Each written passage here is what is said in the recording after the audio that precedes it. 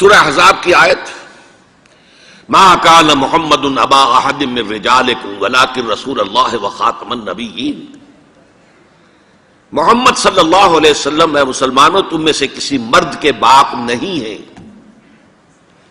زید ابن حارثہ کو اگر حضور نے منہ بولا بیٹا بنا لیا تھا تو منہ بولا بیٹا کوئی حقیقت نہیں رکھتا، ورنہ آپ کسی مرد کے والد نہیں ہیں۔ آپ کو اللہ نے بیٹے دیے بھی ابتدا میں، وہ فوراً فوت ہو گئے۔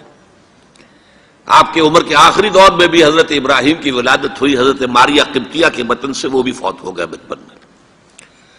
تو ما کان محمد ابا احد من رجالکم ولکن رسول اللہ وخاتم النبیین، وہ تو اللہ کے رسول ہیں اور نبیوں کی مہر ہیں، مہر لگ گئی، اب یہاں سے کوئی اور شے نہیں نکل سکتی، یہ بند ہو گیا راستہ، یہاں سے اب کسی اور نبوت کے اجرا کا سوال پیدا نہیں ہوتا۔ حضور کے بعد اگر کسی نے دعویٰ کیا نبوت کا تو وہ کذاب، دجال، جھوٹا، کافر، اور جس کسی نے بھی اس کی تصدیق کی، اس کو باندھ لیا، وہ بھی دائرہ اسلام سے خارج، مرتد۔ یہ قانونی اہمیت ہے، قانونی اہمیت ہے۔ کوئی شخص مسلمان رہا یا نہیں رہا، یہ تو بڑا اہم مسئلہ ہے، قانونی مسئلہ ہے۔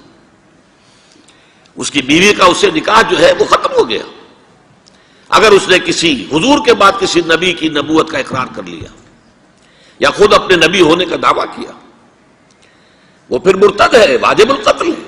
دیکھیے ایک جامع ترمذی میں روایت ہے حضرت ثوبان سے رضی اللہ تعالی عنہ، حضور نے فرمایا انہ سیکون فی امتی ثلاثون کذابون کلہم یزعم انہ نبی وانا خاتم النبیین لا نبی بعدی۔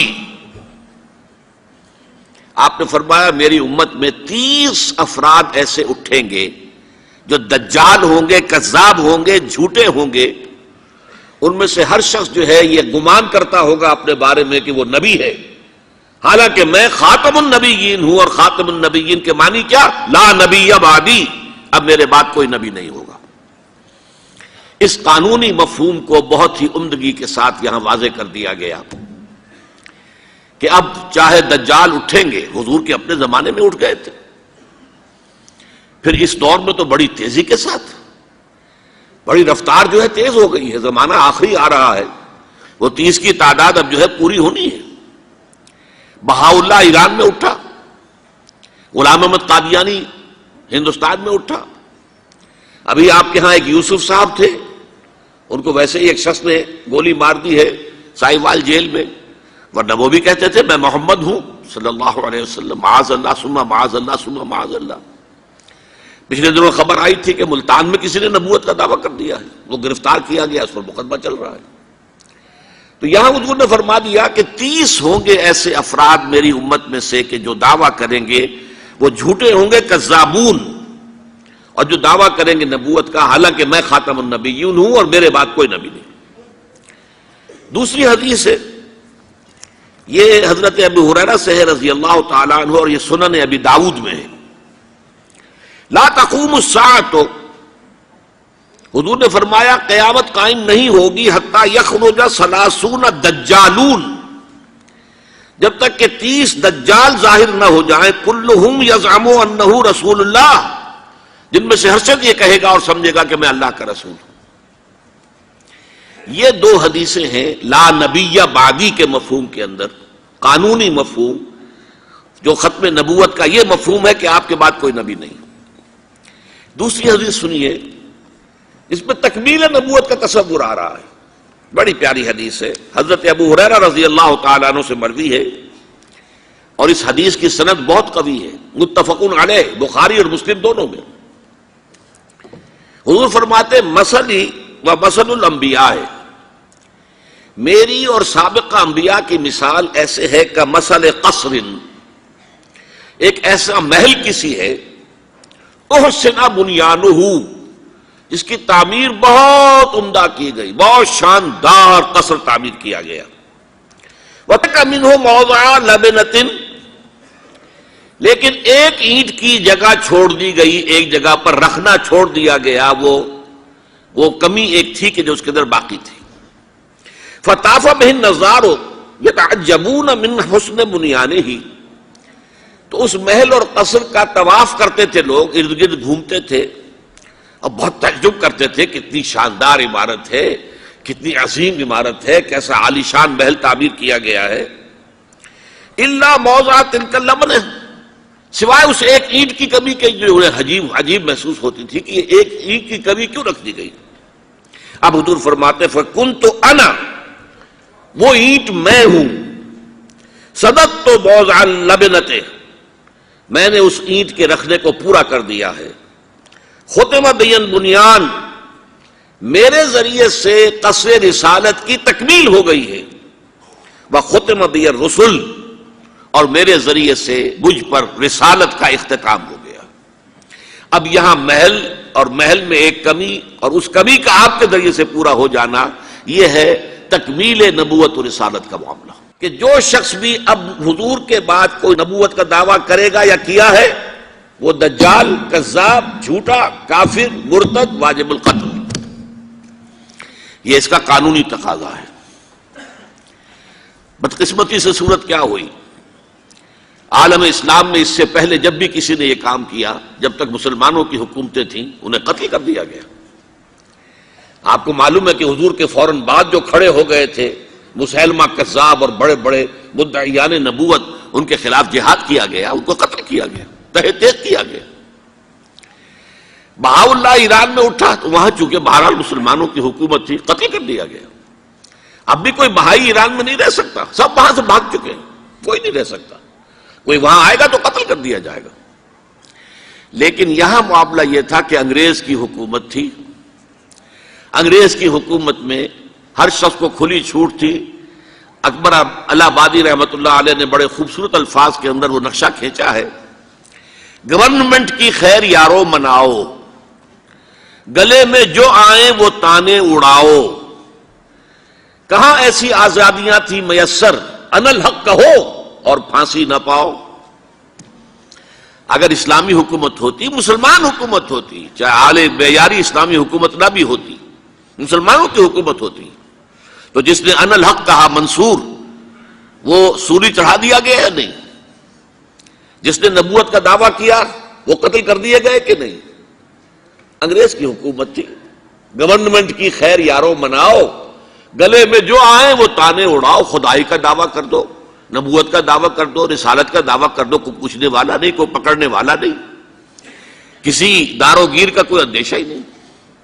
کہاں ایسی آزادیاں تھیں میسر، ان الحق کہو اور پھانسی نہ پاؤ. اسی زمانے میں ایک واقعہ یہ ہوا تھا، غلام احمد قادیانی نے ایک دعوتی خط لکھا کابل کے حکمران، اب میں بھول رہا ہوں کہ وہ امیر دوست محمد خان تھے یا امیر عبد الرحمان خان تھے، ان دونوں میں سے کسی کے سامنے وہ خط پہنچا. جیسے کہ حضور نے خطوط بھیجے تھے قیصر کو، کسریٰ کو، تو اس کو بھی شوق چرایا کہ میں بھی تو اب نبی ہوں، نبوت کا دعویٰ کر چکا ہوں، تو مجھے پڑوس کا ملک جو ہے افغانستان، وہاں کے بادشاہ کو دعوت دینی چاہیے کہ وہ مجھ پر ایمان لائے. جب وہ خط وہاں پہنچا ہے تو امیر کابل نے اسی خط پہ 2 الفاظ لکھ دیے اور واپس کر دیا. الفاظ کیا تھے؟ ای جا بیا، یہاں آؤ ذرا اور یہاں آ کر تم دعویٰ کرو نبوت کا. یہ تم انگریز کی چھتری تلے بیٹھے ہوئے دعوے کر رہے ہو، انگریز کے سائے تلے جو ہے، اور انگریز جو ہے تمہیں سپورٹ کر رہا ہے. تم نے جہاد کو جو ہے ختم کر دیا، دین کے لیے حرام ہے اب دوستو قتال، حرمت قتال. انگریز کو اور کیا چاہیے تھا؟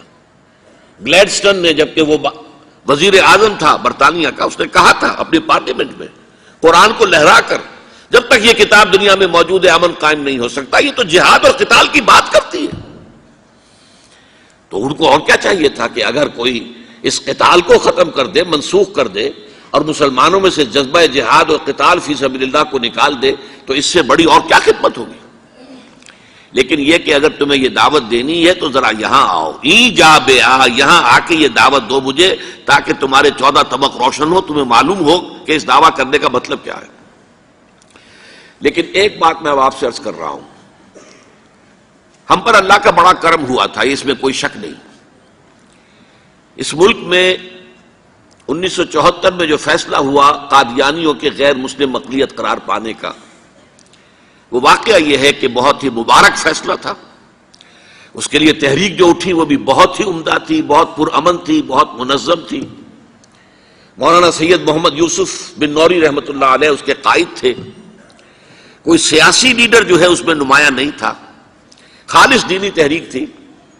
پھر اس وقت ہمارے ہاں حکمران ذوالفقار علی بھٹو، حالانکہ خالص سیکولر ذہن کا آدمی، اور قادیانیوں نے اسے سپورٹ کیا تھا 1970 کے الیکشن میں. قادیانی سمجھتے تھے وہ تو ہمارا اپنا آدمی ہے. لیکن اللہ تعالیٰ نے اس کے ہاتھوں لیکن بہترین طریقے سے، جس پر اعتراض کیا ہی نہیں جا سکتا، پارلیمنٹ کے ذریعے سے فیصلہ کرا. کوئی آرڈیننس نہیں تھا، کوئی حکم جو ہے، فرمان جو ہے وہ ایشو نہیں ہوا تھا، پارلیمنٹ کے ذریعے سے. اور پارلیمنٹ کی ایک کمیٹی بنائی گئی جس میں کہ موقع دیا گیا کہ قادیانیوں کے سربراہ بھی آ جائیں، لاہوریوں کے سربراہ بھی آ جائیں. یہ دونوں سیکٹ جو ہیں قادیانیت کے، پہلے قادیانی تھے اب وہ ربوائی ہیں، ربوے والے ہیں. لاہوری جیسے پہلے لاہوری تھے آج بھی لاہوری ہیں. ان دونوں کے سرکردہ لوگوں نے آ کر وہاں پر اس کمیٹی کے سامنے پیش ہو کر بیانات دیے اور کہا، کھل کر کہا. ناصر احمد اس وقت جو ہے خلیفہ تھا ان کا، مرزا طاہر احمد کا غالباً بڑا بھائی مرزا ناصر احمد. انہوں نے کہا ہم نبی مانتے ہیں، غلام احمد قادیانی کو ہم نبی مانتے ہیں، ڈنکے کی چوٹ کہا. لہذا اس کے بعد پارلیمنٹ نے فیصلہ کیا یہ غیر مسلم ہے، اور صحیح فیصلہ کیا. لیکن یہ فیصلہ ادھورا ہے. یہ بات آج میں پہلی مرتبہ کہہ رہا ہوں، اسے نوٹ کر لیجئے. قادیانیت کے فتنے کو کوئی گزند نہیں پہنچا ہے ان کے غیر مسلم قرار دیے جانے سے. وہ فتنہ جوں کا توں پنپ رہا ہے، جوں کا توں پھیل رہا ہے، جوں کا توں وہ اپنے سرطان کی جڑیں پھیلا رہا ہے ہمارے معاشرے میں. اور ویسے یہ کہ عالمی سطح پر انہیں بڑی سرپرستی حاصل ہو گئی ہے. پوری دنیا جو ہے، مغربی دنیا، وہ ان کی سرپرستی کر رہی ہے. لیکن یہ کہ اندرون ملک بھی اس فتنے کا قلع قبا اگر ہو سکتا تھا تو صرف اس وقت جبکہ اس فیصلے کا جو قانونی اور منطقی تقاضا ہے وہ بھی پورا کیا جاتا، اور وہ یہ کہ مرتد کو قتل کی سزا دی جاتی. اسلام میں مرتد کی سزا قتل ہے. وہی میں نے آپ سے عرض کیا، حضرت ابوبکر صدیق کے زمانے میں کیوں قتال کیا گیا، اور جتنے بھی لوگوں نے نبوت کے دعوے کیے انہیں کیوں قتل کیا گیا ہمیشہ اسلام کی تاریخ میں. لہذا مرتدین کی سزا، سزائے قتل جب تک نافذ نہیں ہوگی اس فتنے کو کوئی گزند نہیں پہنچے گا. بلکہ وہ تو اپنے آپ کو مظلوم سمجھتے ہیں، مظلوم کی حیثیت سے پیش کرتے ہیں. اور ظاہر بات ہے کہ وہ سارے شاعر، چاہے آپ آرڈیننس نافذ کر لیں، لیکن ان کے جمعے کی نماز ہوتی ہے. یہ ٹھیک ہے کہ وہ مسجد کی شکل نہیں بنا سکتے، ماڈل ٹاؤن میں ایک بڑی کوٹھی کے اندر ان کا جمعہ ہوتا ہے، ان کی عیدیں علیحدہ ہوتی ہیں. وہ سارے شاعر اسلامی کو استعمال کر رہے ہیں، اور الٹا مظلومیت جو ہے اس کا لبادہ اوڑھ لیا ہے. جیسے دنیا میں یہودیوں نے ہولوکوسٹ کی مظلومیت کا لبادہ اپنے اوپر اوڑھا ہوا ہے. ہم جو چاہے ظلم کر لیں نوع انسانی پر، ہمیں کوئی گزند نہیں پہنچا سکتا، اس لیے کہ ہم نے اتنا بڑا ظلم سہا تھا. ہولوکوسٹ ہمارے 60 لاکھ آدمی جرمنوں نے ختم کر دیے تھے، تو ہم اگر 8-10 لاکھ مار دیں فلسطینی یا کوئی اور عرب یا اور مسلمان تو کون سی بڑی بات ہے. اسی طرح قادیانیوں نے مظلومیت کا لبادہ اوڑھا ہوا ہے، اور ان کو کوئی گزند نہیں پہنچا ہے جب تک کہ قتل مرتد کی سزا یہاں نافذ نہیں کی جائے گی. اس میں یہ ہونا چاہیے تھا کہ جس روز میں یہ فیصلہ ہوا ڈکلیئر ہو جاتا ساتھ ہی. اب تک کے جو قادیانی ہیں آج کے اس تاریخ سے فیصلے سے پہلے وہ تو اقلیت قرار پائیں گے، انہیں قتل نہیں کیا جائے گا. لیکن اس فیصلے کے نفاذ کے بعد جو شخص بھی قادیانیت اختیار کرے گا اس پر قتل مرتد کی سزا، اس کی حد جاری کی جائے گی.